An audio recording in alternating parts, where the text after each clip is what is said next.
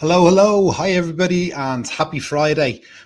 We have a really exciting episode of Fireside Fridays this week. So, as I'm sure a lot of you know already, Verizon Connect has just launched their brand new, groundbreaking AI Dashcam. To say that this product is a game changer is a little bit of an understatement. We've gone from a completely retrospective dashcam to an artificial intelligence driven dashcam that's really going to be able to change outcomes on the road. And you talk about saving lives and having products that are good for the public and society and drivers and businesses, for commercial reasons.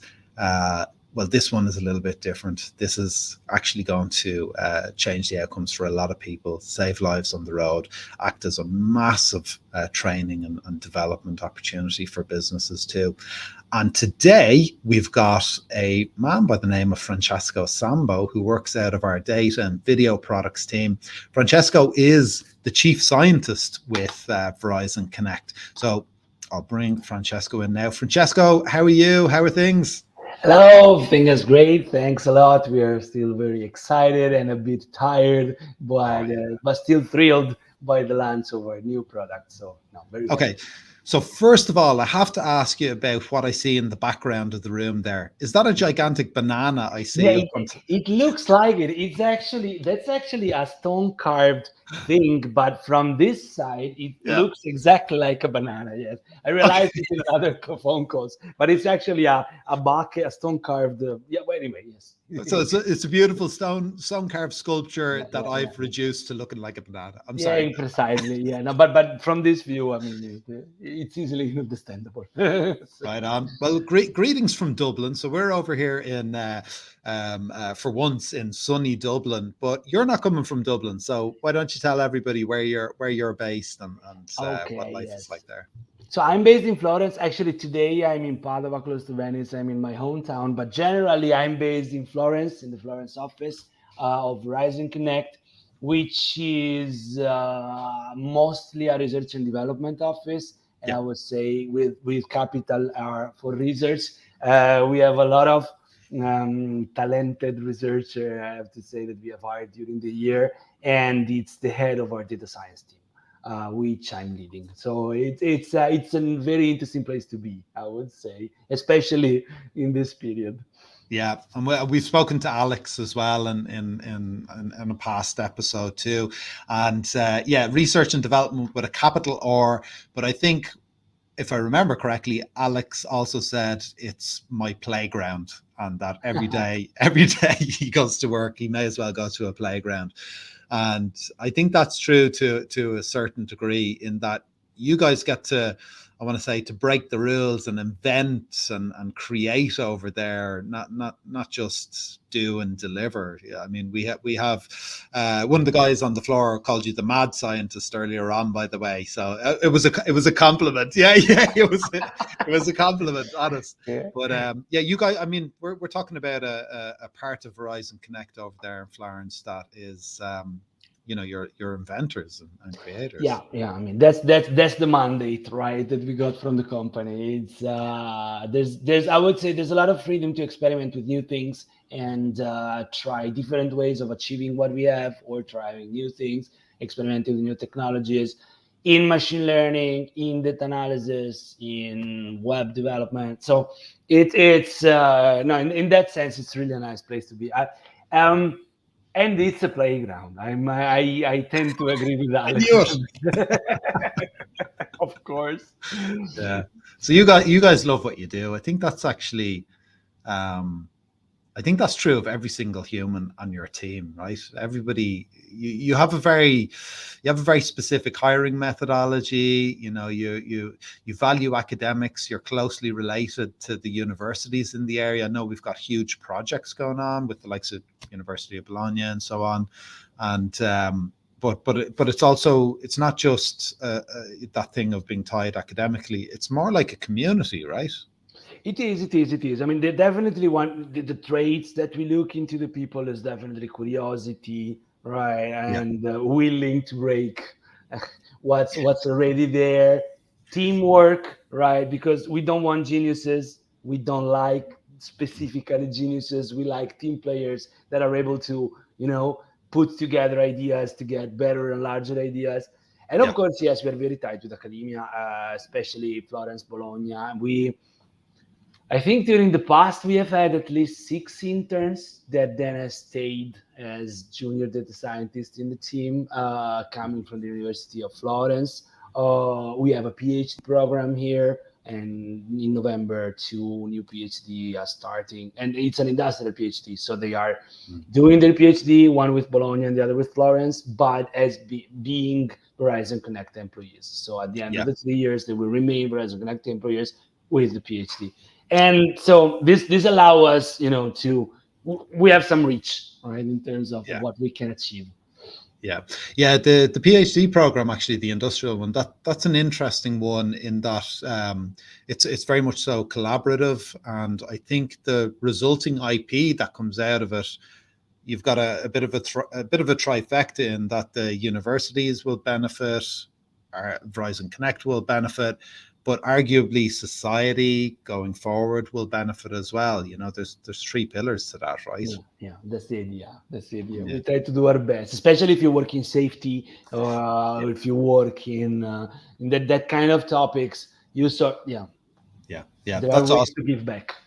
That's awesome. So, on the topic of safety, I don't think we've had a bigger moment in the last couple of years than the last couple of weeks, right? Yeah, Um, and from my perspective, from talent acquisition perspective, be it external or internal, we talk about artificial to a certain degree at a certain level, and we encounter people out there who say they artificial intelligence and that type of thing, and it can be very difficult to separate the. And I know Facebook had a big announcement yesterday about a new AI chatbot, so I always joke about the AI chatbots versus real artificial yeah, intelligence, yeah, yeah, yeah, yeah, real, right? But what you guys are building over there is real AI, and it has a very specific set of use cases that are yeah. impact, related to safety and impacting the world at large. So could you maybe tell us a little bit about the new product, and not just the product, but your career, the product, the launch, Yeah. and the impact? Okay. Yes, sure. That I have to say that, I mean, I've been with Verizon 7 years, and I've been hired by Verizon after some years in academia to create a data science team. So they started hiring the 4 of us, 2015. So yeah, 7 years ago. And let's say the mandate of what we have always been doing is understand as much as possible about our customer, Yeah, starting from the data, right? So the idea is that, I mean, raw data is very raw. At the time, we didn't have even a camera or anything, so raw data was raw GPS data. So the vehicle of this customer is here, and then after 90 seconds it's there, right? yeah, So this was as bare bone as you can get, right? And the task of our squad, starting from at the time, was, let's try to understand as much as possible what is happening to the customer, how can we help the customer to do their work better based on what we understand of their behavior. So has always been it, right? yeah, So is okay, I see the vehicle, but what kind of vehicle is it? How much is mhm, it consuming? Is it low on fuel? Is it a large duty or a mid duty? So what kind of mid does it have? It stopped because it's, the guy is eating his lunch, or it's doing a work stop, so we should cater for the work stop. All this kind of, starting from the data, trying to understand as much to make our product as smart as possible. mhm, Then 4 years ago, roughly, we started to incubate a new project, based on video, right? We haven't approached, we didn't approach video before. We started then. And the idea is that if you put a camera into the vehicle, right, forward facing and possibly also driver facing, how much more can we understand of what's happening, right? So always in this behavior and, in this framework of understanding behavior and then making the product smarter. Of course, with a camera, you can understand a lot, right? mhm. But if you're a human, you take a look at the video and you can understand a lot of what the video Yeah, is. making algorithms that understand as much as you can is AI for us, right? So if I feed you data, I need to get information and knowledge out of it, and then possibly even actions that, starting from there, like alert you if something is dangerous or is wrong, or you could get hurt, right? So it, comprehension or information extraction, and even possibly actuation or reporting, right? This is AI in our Yeah. context, right? Yeah. And so the product that we have incubated and then launched 3 years ago, almost now, and probably even more than that. With COVID, it's hard to measure, right? But it's 3 or 4.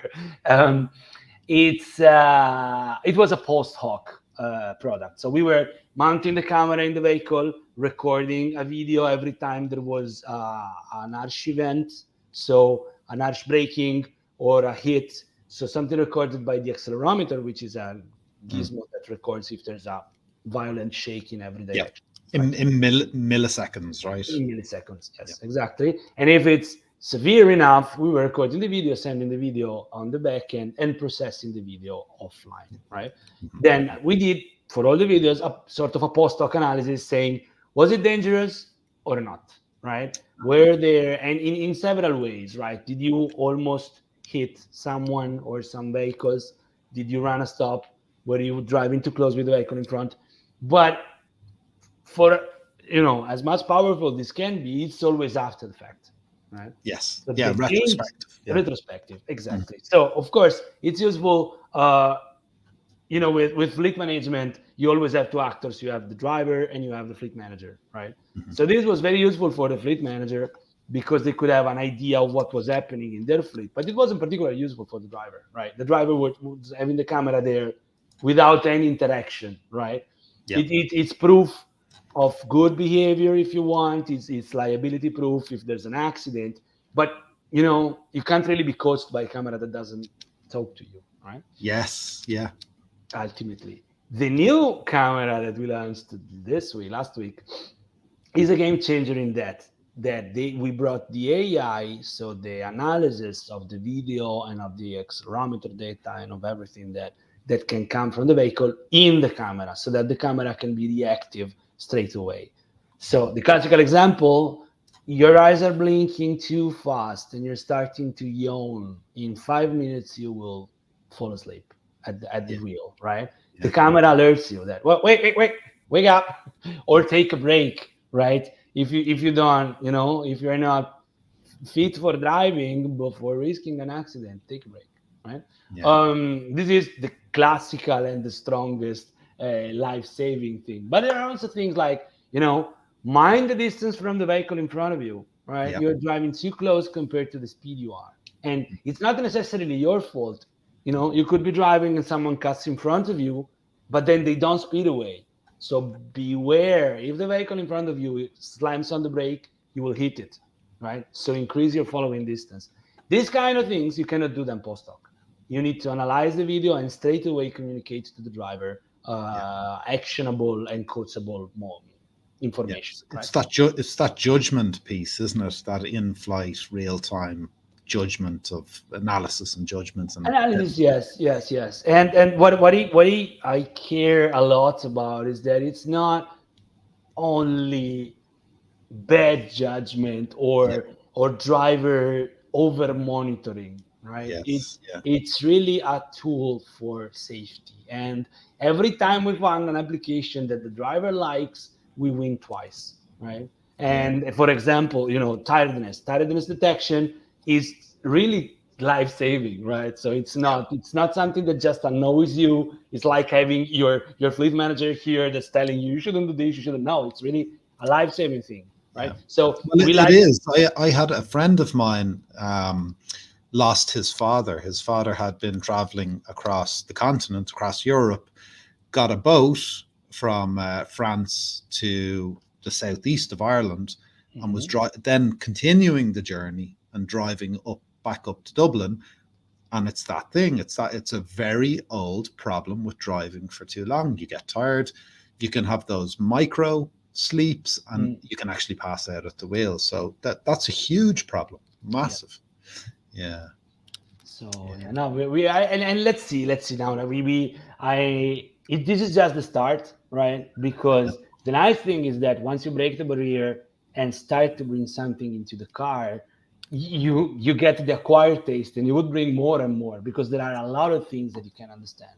Another topic, for example, that I'm very keen of is driver rewarding.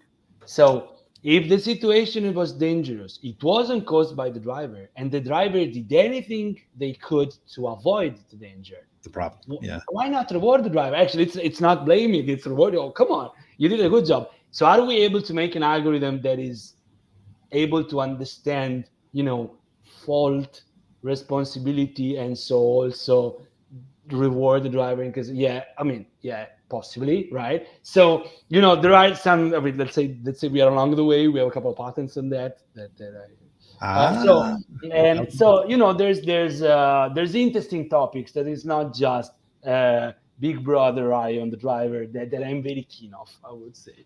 Okay, so that's interesting because that would flip the script from being monitored, being watched, Big Brother, as you say, into something completely different. It's not just, I mean, it could be very easy for a driver to tie a negative association to that and feel that way. Whereas if you're talking about rewarding, that's a completely different narrative around that, right? Yeah. So let's, if you're okay with it, let's take a look at the product. What I'm going to do, everybody, is I'll just really quickly play a video.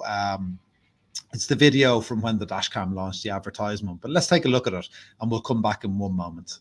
Sure. Here it is, the new AI Dashcam from Verizon Connect. It's smarter, sleeker, and it's got 2 cameras, one for your drivers and one for the road. So you and your team can stay connected like never before. Now you can see what your driver sees and see your drivers. The camera's enhanced AI can help your team stay alert to danger outside the vehicle, like lane departure. And it lets you see things like harsh cornering, speeding, rolling stops, and tailgating. And whether it's a cargo van or a truck, the camera also detects danger inside the vehicle at the same time, including drowsiness, cell phone use, and other distracted driving, all in real time. Pedestrian ahead.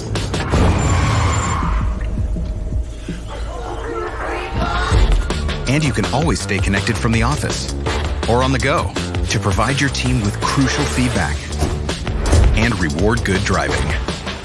The AI Dashcam from Verizon Connect. Eyes on the road and behind the wheel. Okay, when I watched that video, I know it's a sales video and a product launch video, and they're meant to look really slick and attractive and highlight the best of a product and get people interested and hooked, and they are a very valuable tool for doing that. But it doesn't get better than saving people's lives. I mean, when I watched that video, I get goosebumps, and that's a little bit of the geek inside me, but also it's because I'm really passionate about working, and I sell this when I talk to candidates that we're trying to hire for you. Mm-hmm. I'm really passionate about working in a company that, makes cool SaaS products, makes cool hardware that ties into the SaaS product, and the people who work here are the best engineers in the world and best scientists and data people and so on in the world. But this product really is a game changer and can impact people's lives. That's unbelievable. Yes, no, indeed, and that's been motivating us for the past years in doing this. No, absolutely, and I have to say that the video is very sleek, but the experience is not that different from the one on the video. It's not like the big McDonald's sandwich compared to what then when you open it up. The Big Mac that's flat. I actually, as you can imagine, we are testing the camera ourselves, right? So we are probably the by far the one who tested the new camera more is us, right? Because we want to find all the nicks and necks and corner cases and problems and that. So I had it in my car for 2 months now, and That's the experience. It's exactly that. So you're feeling it, it's responsive. It's bleeping with different bleeps at different problems. It's I would say understandable, and it's coherent with itself. So it's really once. I mean, at the third time you hear a tailgating alert, you know what's the distance you have to take to make it stop in the future, right? And that's mission accomplished, right? Because it means that you will never drive too close to a vehicle in front of you. uh, and it's not that easy, because it's, for example, let's take the tailgating problem, right? So Yep. driving too close to the vehicle in front of you, it's actually speed dependent, right? Yeah. If you're Yeah. going slow, you could get closer without risk, but the faster you go, the harder and the more distance you should have, because Yeah. the longer it will take you to fully stop before reaching the vehicle in front of you. It's not that easy to measure it by hand or by heart, by looking. You don't know exactly how fast you are.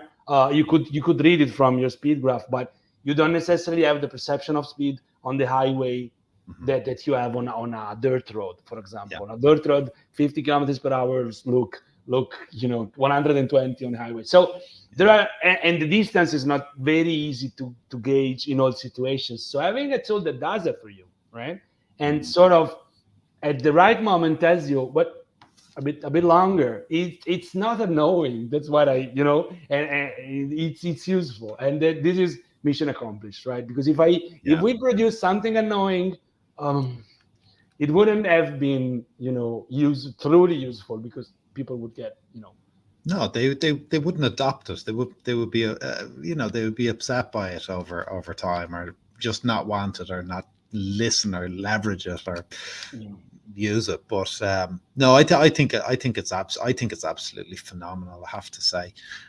So I have a question for you then.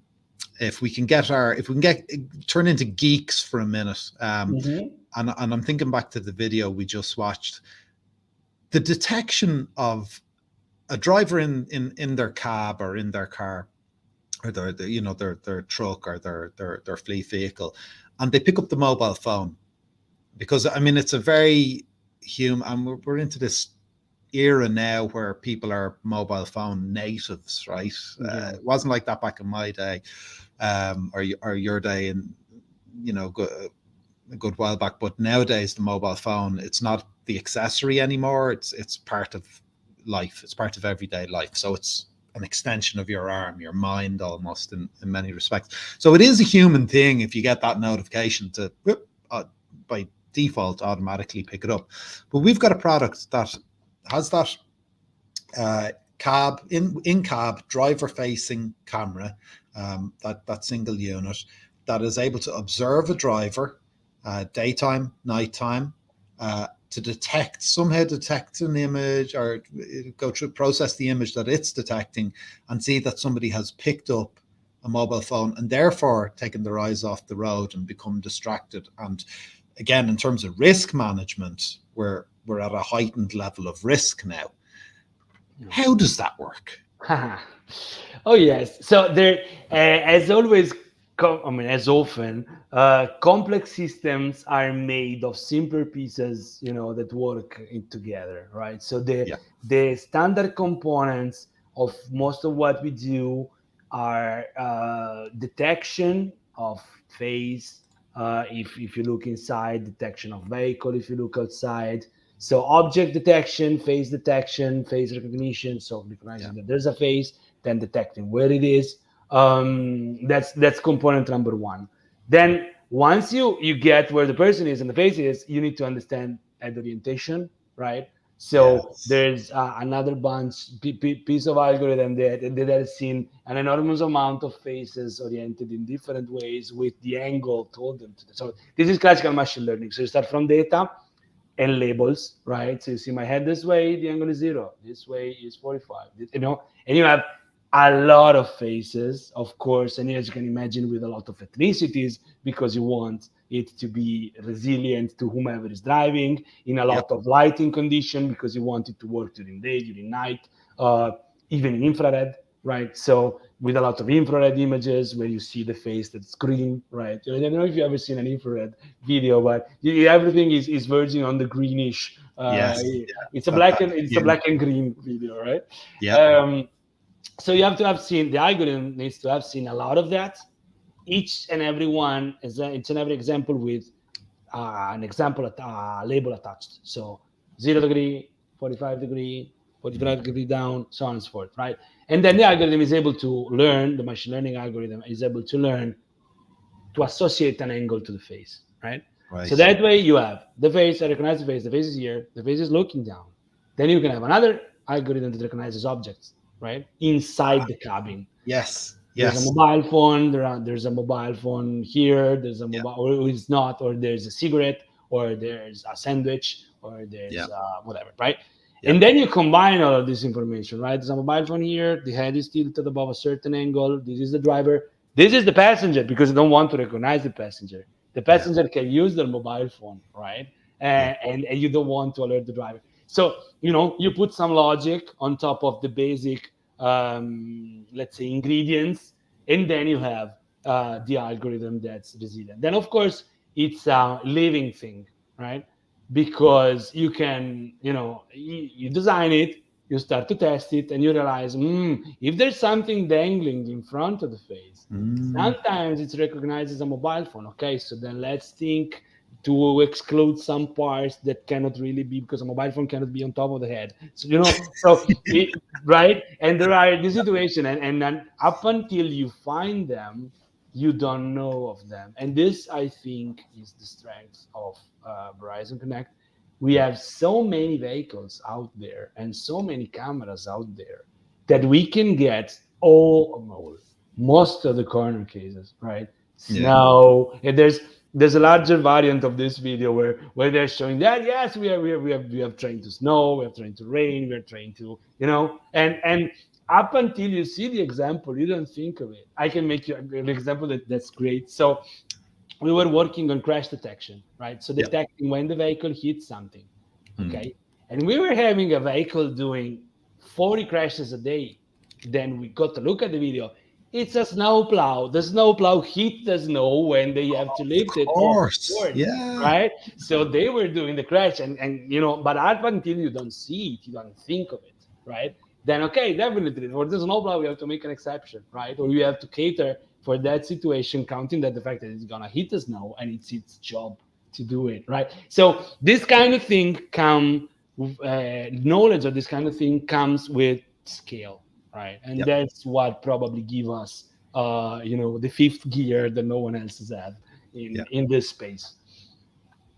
All right, that's unreal. So I just have so many things going around my head now when I'm thinking about this. It's just as simple. I'm picturing myself driving at the weekend, and a glance to the rear view mirror, the side mirror of the car, is very different from my boxing gloves or fuzzy dice dangling from the in-cab rear view mirror, which again is different from smoking a cigarette if somebody is still smoking cigarettes, or using the mobile phone, of course. So that's really complex. So we talk AI, but it's AI, ML, and much more. I had and we actually have I see a technical question that's come in from unfortunately it says LinkedIn user. I'm not sure who it was who posted that question, but they're asking, do you have to charge the product at all? So there's a mixture of different products here, right? Though we've got the device that plugs into the CAN bus system, which is in one location, and then the camera itself is in a different location in the cab. I would imagine the CAN bus system runs off vehicle, but if we're talking commercial vehicles, what is it, 24 volts or something like that? It's 12 for light duty and 24 for heavy duty. Yeah. Okay. What about the video product itself, the Dashcam? How does that receive power? It's nice because we have an adapter that goes into OBD2. So you connect it to the OBD, then you have a pass through where you connect to the GPS tracker. So everything goes into the OBD connector for light duty. For heavy duty, it's similar with the 9-pin connector to the JBus, but it's the same concept. So yes, and it's much better than the camera we had before. The camera we had before was more complex. You need a Y splitter cable. This way is really plug the camera and you have the extender, so plug the GPS tracker on top and you're done. So that's got to help with self-install and that kind of thing over time. Absolutely, Yeah. absolutely. Game changer, right? It is indeed. It Yeah. is indeed. Yeah. And as you can imagine, we measure the experience of installation too. So there's somewhere around a video of me installing my camera, Yeah. right, and opening the boxes, and Yeah. and I have to say that this camera I installed myself. The previous camera I couldn't. The previous version Yeah. I had to bring it to a professional installer. I wouldn't have been able to do soldering the thing and Soldering, splitting. Yeah.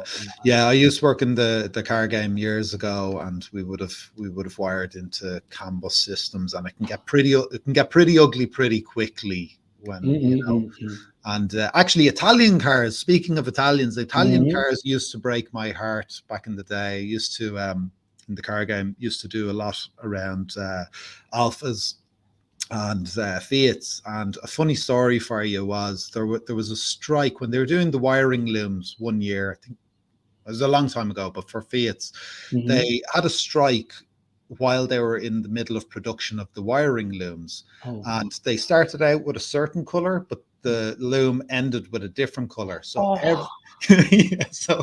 every wiring diagram that we had to go off on Fiats and Alphas at the time was there was a bit of a problem, because you're trying to follow the wires and come out, and it's all related to the colors and the points. But anyway, that's I still have nightmares over that. Right, I have two questions for you, and then I'm watching the clock. I know it's lunchtime, but two questions for you. I asked Alex this when I spoke with him on a Fireside Friday, and from what you're saying there, it's not just the SaaS, it's not just the devices, it's not just the assets we track, but you were talking about having this, massive amount of vehicles that we're testing on and we're learning from, and the product is developing and evolving.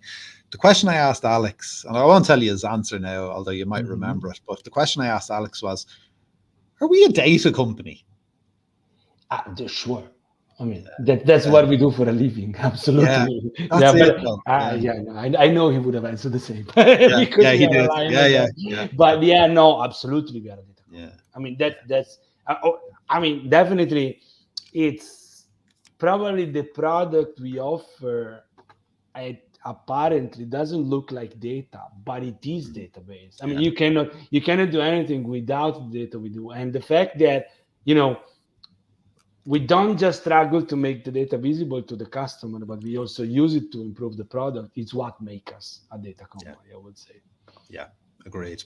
Okay, the final question then I have for you is, so look, we want to keep this conversation going. I mean, this is so exciting. It's such a phenomenal product. Who should we talk to next to learn more? But there are several. So definitely there's Douglas Coimbra de Andrade, one of my senior researchers. That's I think it's gonna be, and he has a past in several user experience research. He worked on audio. He worked, so he's I think he could be an interesting person to talk with and to talk to, definitely. So I would pass the testimony to him, I would say, for continuing on this, definitely. Awesome. Okay, that's brilliant. Well, look, thanks a million, Francesco, for taking. I know I would imagine you probably should be taking holidays now that the product has been launched, right? I know you're into. It was such an exciting time, but hopefully now over the next few months, time to sit back, reflect, get to the end of the year, and measure. Measure. Yes. So let's see. So a really exciting time. Okay, thank you so much. I'll say goodbye to you now, and ciao, and we'll talk again soon. Thanks a lot. It was really a pleasure, and I'm always having fun in doing this. So. Likewise. Anytime. Bye. Thanks. Okay, folks, there you go. That was Francesco Sambo, Chief Scientist here at Verizon Connect.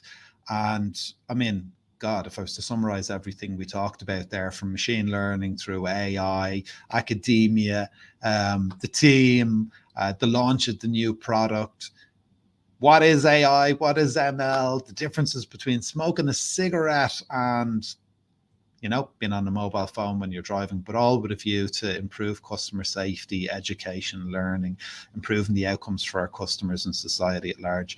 That was amazing. That was just phenomenal. So I can't wait to get to the end of the year or January of next year and look back and see how that product has done. But for now, we'll say goodbye to you. As always, here in Dublin, we've got the food markets on Fridays, and I've got a team outside champing at the bit to get out into the sun and for us to enjoy hanging out on a Friday afternoon, having a bite to eat. But for now, I will say goodbye and leave you with, as always, with our credo, which tells you who we are, how we show up. Happy Friday.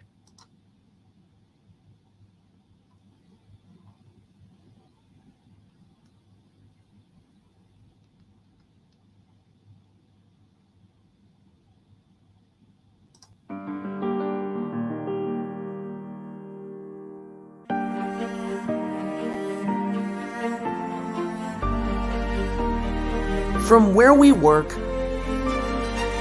to where they live. From our technology to supporting theirs. From each and every one of us to each and every one of them. Everything we do affects everything they do. That's why how we work, what we believe, our values make all the difference. We share our success with the community to make the world in which we work better than it was yesterday. We keep our commitments to each other and our customers. We know teamwork enables us to serve our customers better and faster. We focus outward on the customer, not inward. Our actions produce measurable results. We run to a crisis, not away. We are committed to doing the right thing. This is our credo. Our guide to what really matters. How we stay connected to each other and to them.